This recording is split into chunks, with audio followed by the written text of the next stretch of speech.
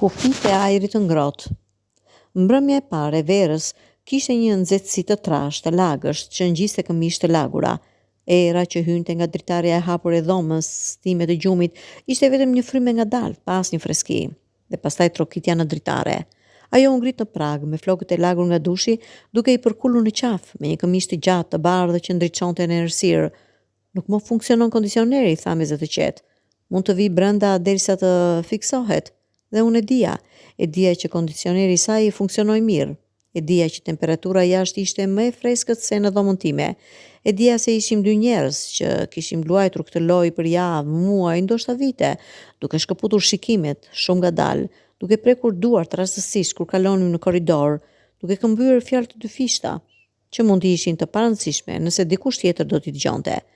Brenda është edhe më nxehtë, u përgjigja, duke u mbështetur në kornizën e derës. E di, tha ajo, dhe buzëqeshja e saj ishte e butë, e sigurt, por të paktën nuk jam vetëm. Hapa prapa, ajo hyri. Ajri ndryshoi menjëherë, u bë i ngarkuar, i ëmbël nga shampoja e saj, i nxehur nga trupi i saj që kaloi pranë meje. Dhoma ime e gjumit dukej shumë e vogël tani. Ajo ul në skaj të krevatit duke u munduar të mos shikoj përreth, duke u përpjekur të vepronte sikur kjo ishte normale, e zakonshme. Unë qëndrova në mes të dhomës duke ndjer këmbët e mia të rrënjosura në dysheme, duke e ditur se çdo hap përpara do të ishte përfundimisht. Ti, fillova. Ajo filloi në të njëjtën kohë. Ne pushuam, të qeshurat tona u përzien në ajër, të ndjera dhe të papërcaktuara. Ti së pari, tha ajo. Ti ke një pik ujë në qafë, thash, dhe dora ime u ngrit pa vullnet.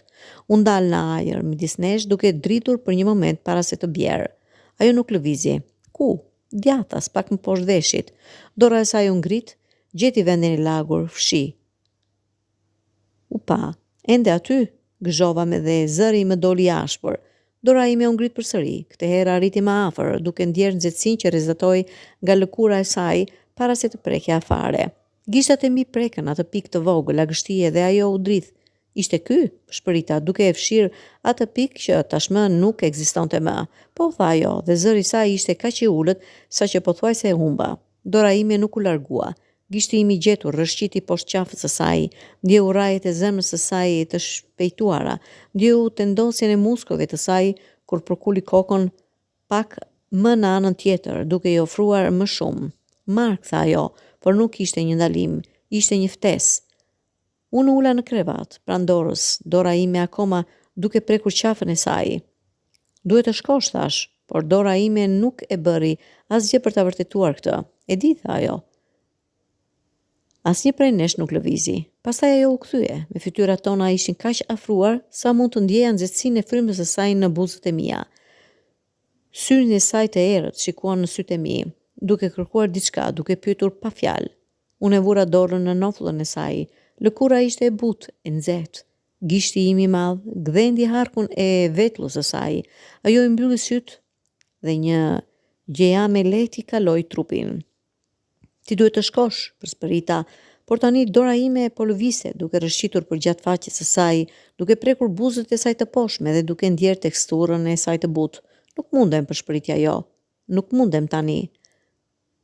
Më pastaj, pas një paralajmërim tjetër, buzët e saj u prekën me të mijat. Ishte një puthje e butë. Pyetse, kaq e shkurtër sa ndoshta mund të ishte imagjinuar, por kur ajo u tërhoq, unë e ndoqa. Dora ime duke u rrëzuar në faqen e saj, duke tërhequr atë përsëri tek unë. Këtë herë puthja nuk ishte e butë, ishte e uritur, e dehur, e plot me gjithë atë tension që kishte ndërtuar midis nesh për kaq kohë.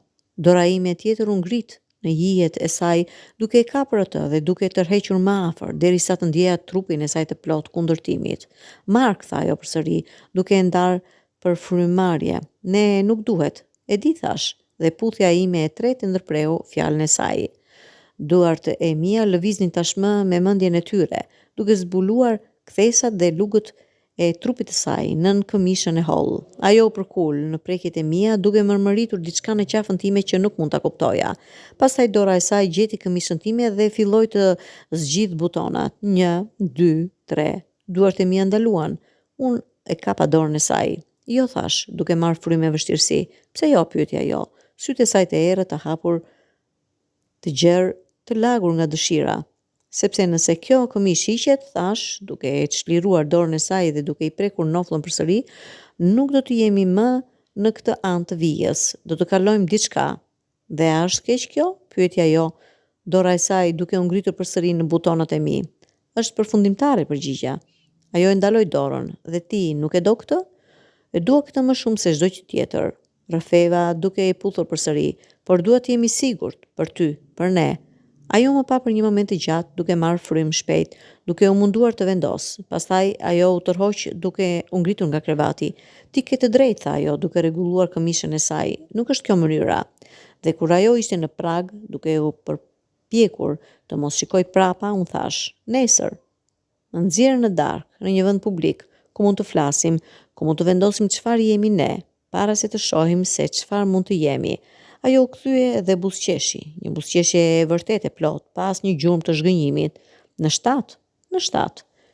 Kur ajo u largua, dora ime ende dridhej nga prekja e lëkurës së saj, dhe unë e dija se nuk do ta shihja më atë pikë uji në qafën e saj, por do të kujtoja gjithmonë ndjenjën e saj në gishtat e mi, kufirin që prekëm vendin ku ndalova dhe mundësinë e atij që mund të vinte më vonë, kur të dy ishim gati.